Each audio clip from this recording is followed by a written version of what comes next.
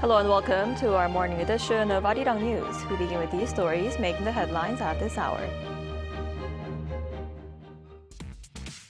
The United States has newly imposed 15% tariffs as well as price floors on imported polysilicon, a key material used in semiconductors and solar panels.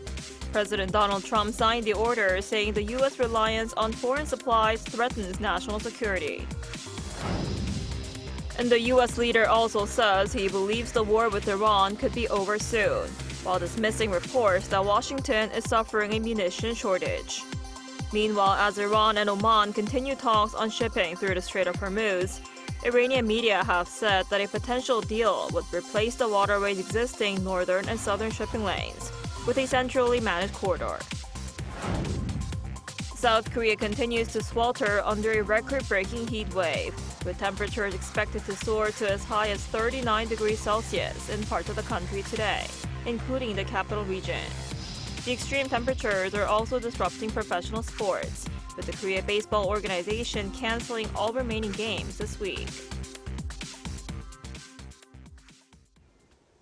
We begin this morning in the United States, where President Donald Trump has signed an executive order imposing new tariffs and setting minimum import prices on polysilicon-related products.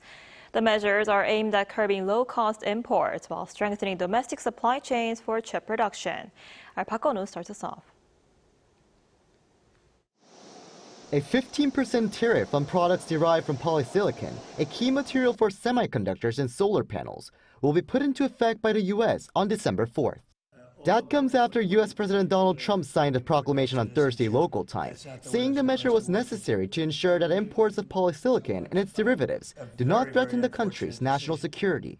This is a series of trade and tariff actions under Section 232 intended to ensure that domestic polysilicon manufacturing is properly supported and protected from overseas dumping and offshore threats. Section 232 of the Trade Expansion Act gives the U.S. President the authority to restrict imports through tariffs or other measures if they're deemed a threat to national security. Thursday's measure also sets minimum import prices at $21 per kilogram for polysilicon and $100 per kilogram for polysilicon ingots and wafers, aimed at preventing dumping of low-cost imports while protecting U.S. producers. The measures also cover products used in the solar industry, as Washington seeks to strengthen a domestic solar supply chain that has long relied heavily on foreign production. Trump said the measures would also help bring chip manufacturing back to the U.S. We'll have a big percentage of the chip business by the time I leave office, and we're bringing the chip business back into the United States in a very big way.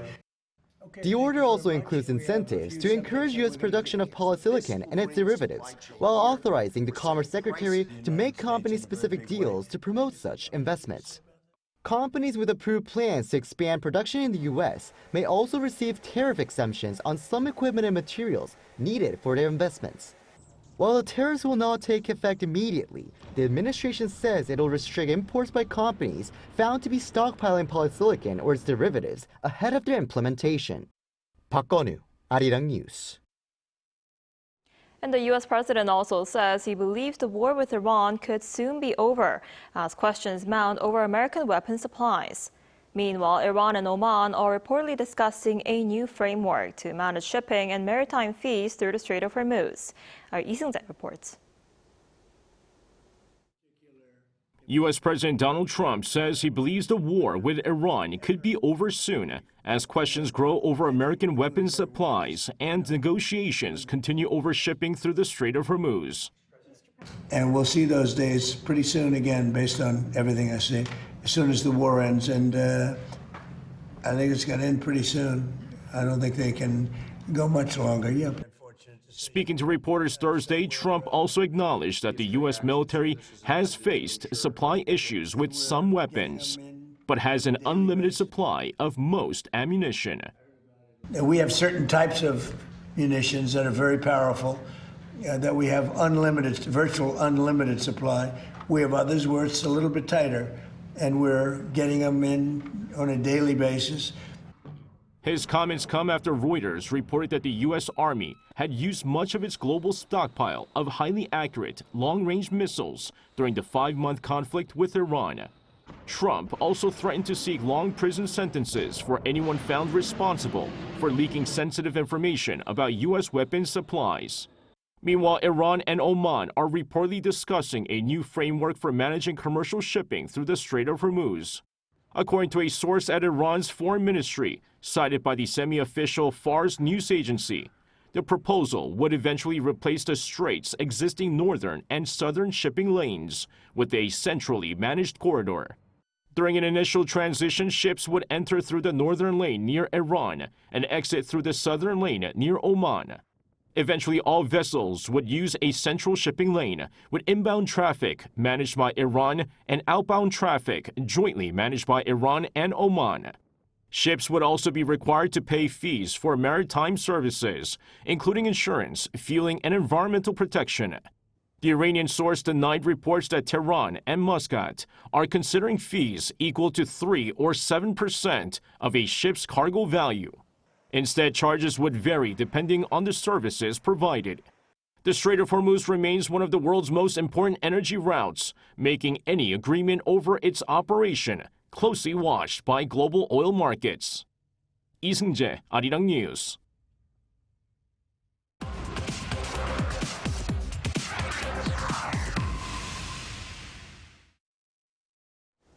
Here in South Korea, as Seoul swelters under relentless heat, residents are finding relief along the Hangang River, where riverside camping is becoming a popular summer escape.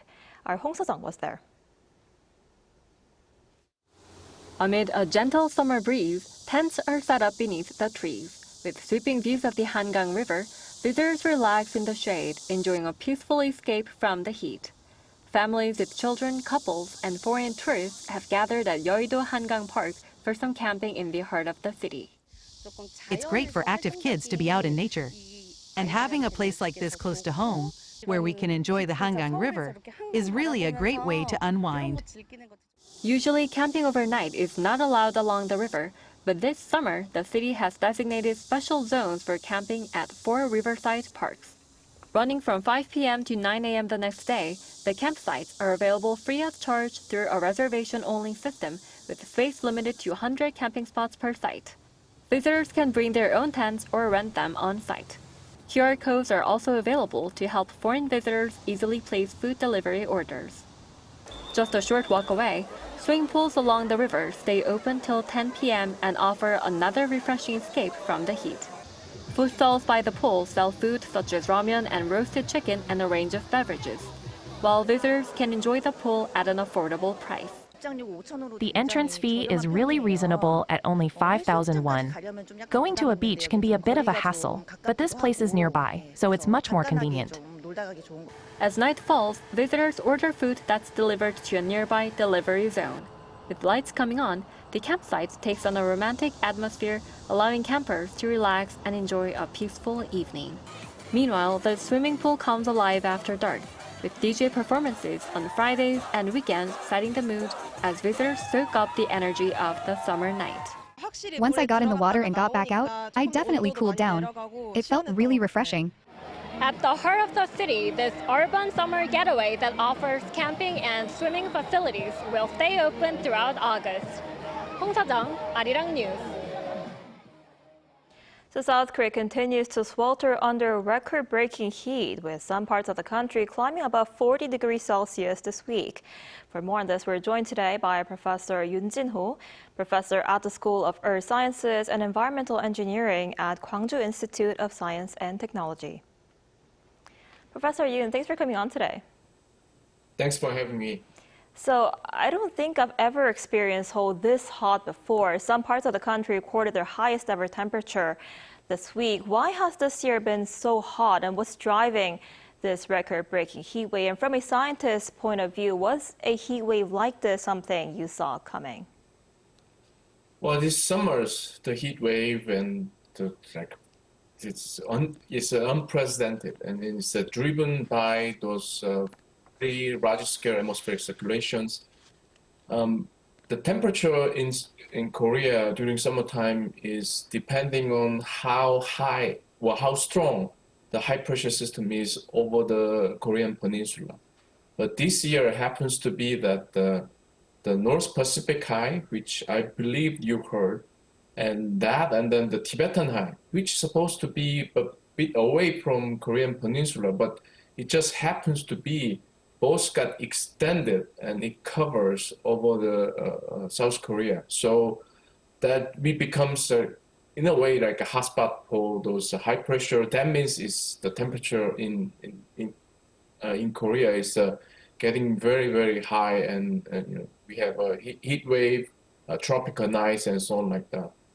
From a scientific perspective, let's just rewind the time back to maybe 10 years.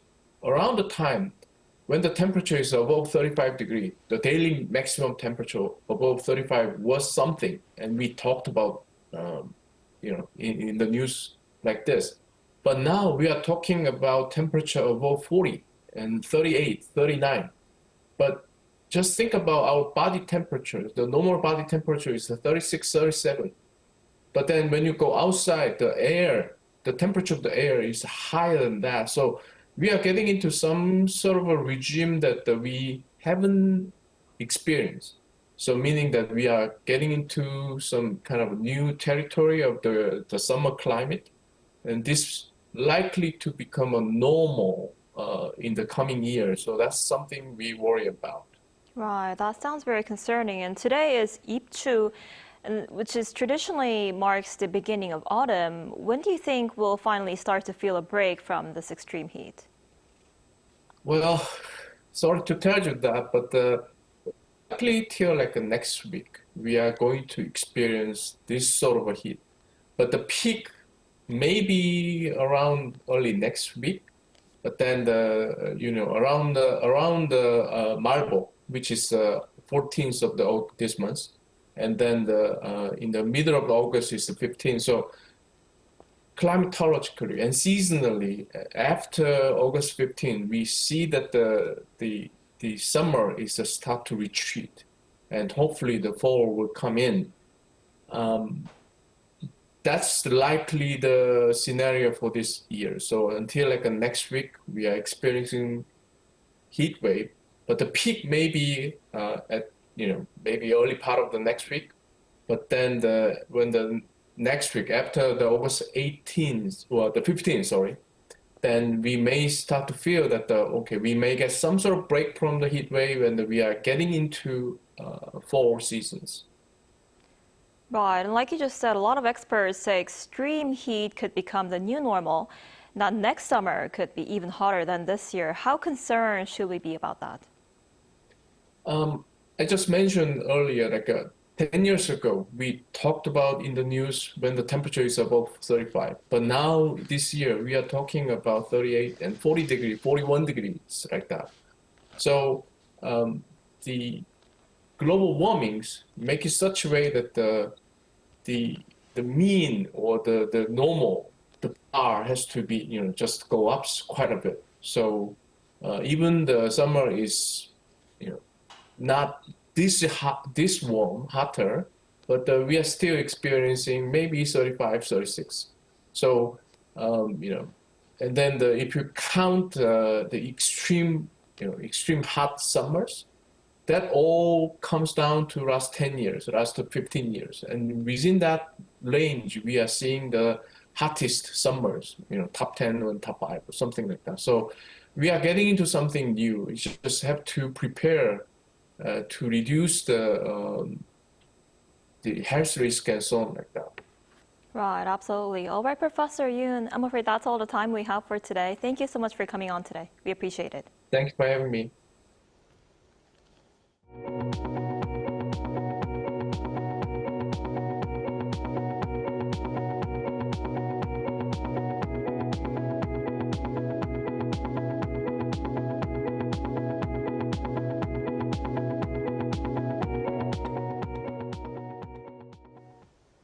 South Korea set a new record for its current account surplus in June as goods exports broke through the $100 billion mark.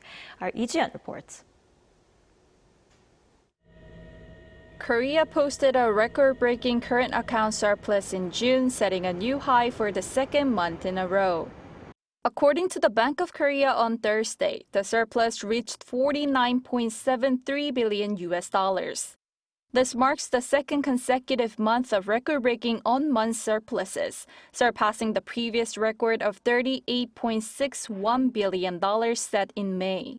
The cumulative current account surplus for the first half of the year reached 191 billion US dollars, nearly 4 times that recorded during the same period last year. The goods account balance reached a record high surplus of nearly 48 billion US dollars, also surpassing the previous record set just a month earlier in May. Exports surged nearly 85% year-on-year to 112.4 billion US dollars, marking the first time monthly goods exports have ever exceeded the $100 billion mark. Semiconductors and information technology products sustained their high exports growth. Driven by an unprecedented boom in semiconductor exports, the expansion of the goods trade surplus accounts for the majority of the increase in the current account balance. Meanwhile, the service account recorded a deficit of 1.29 billion US dollars.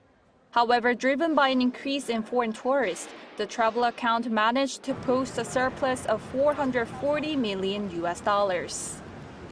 As the number of foreign visitors surpassed 10 million in the first half for the first time, travel revenues in June hit an all-time high, and total travel receipts for the first half also set a new record for any first-half period.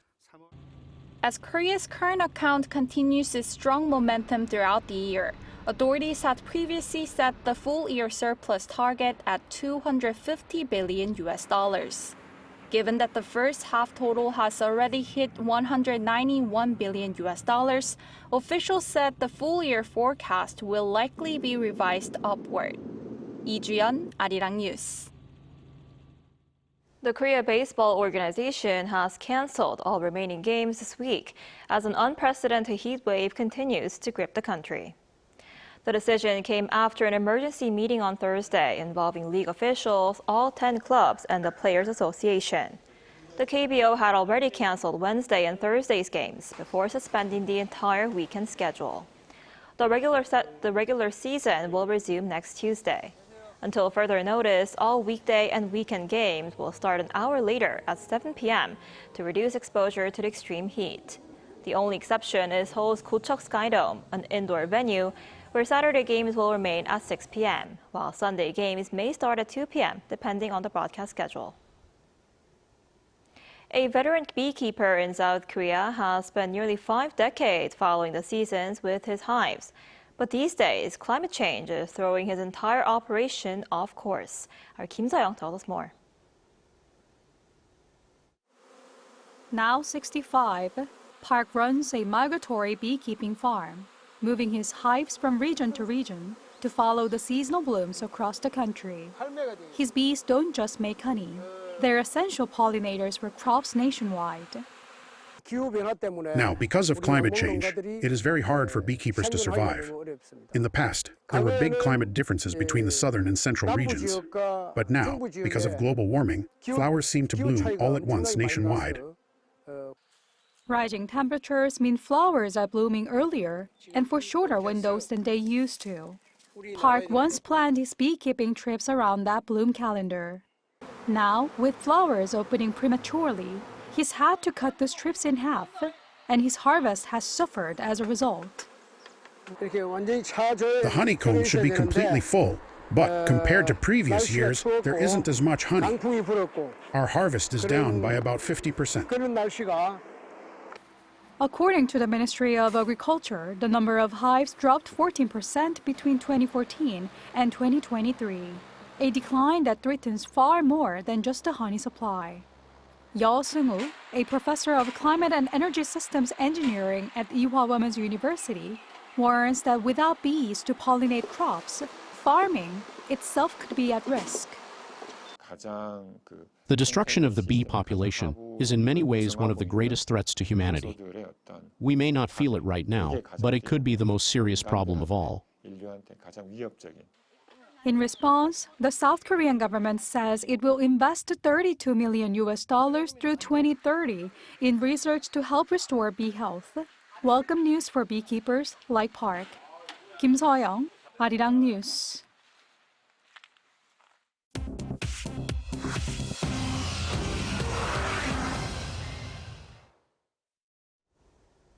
Good morning, I'm Chu Ji-hyun, and this is The World Now.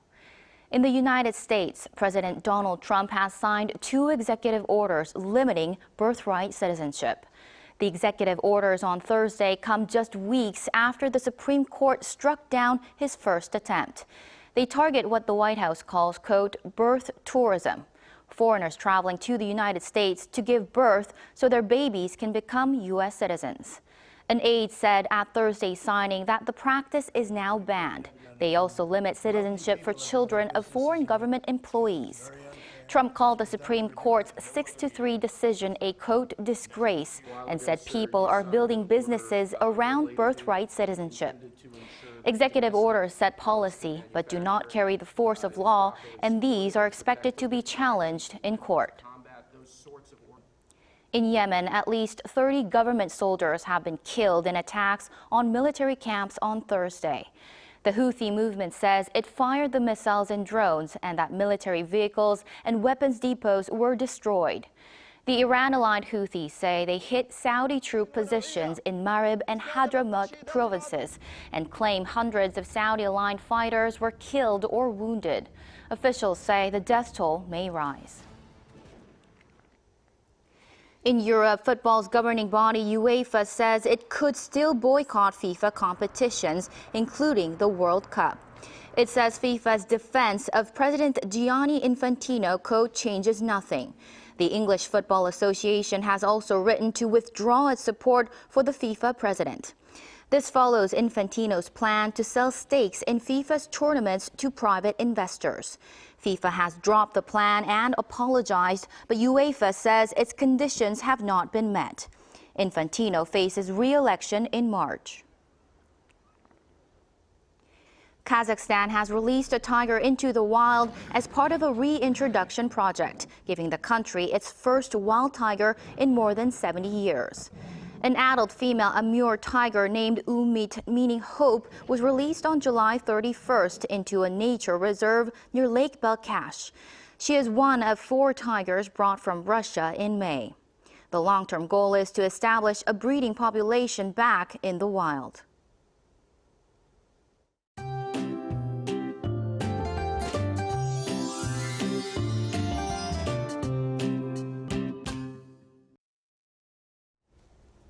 Today marks Ipchu, the traditional beginning of autumn, but it's not going to feel anything like autumn. Instead, we'll see the peak of this summer's historic heat wave with an expected high of 39 degrees Celsius here in the capital. So please avoid outdoor activities during the hottest hours and drink plenty of water. Our body loses large amounts of water through sweating to cool itself down.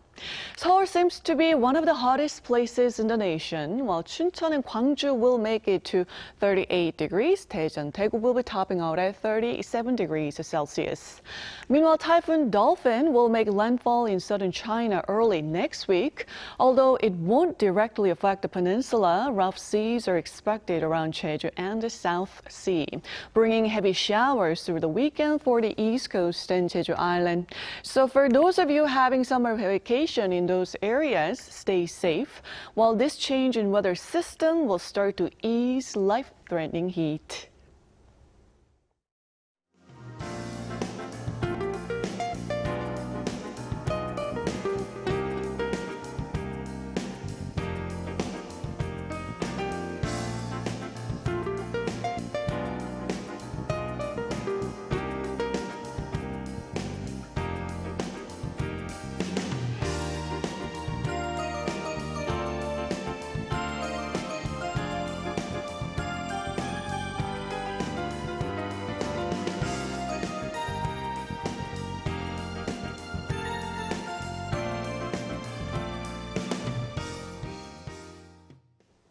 Now that's all we have for this morning. Arirang News will be back at noon Korea time. Thanks for watching.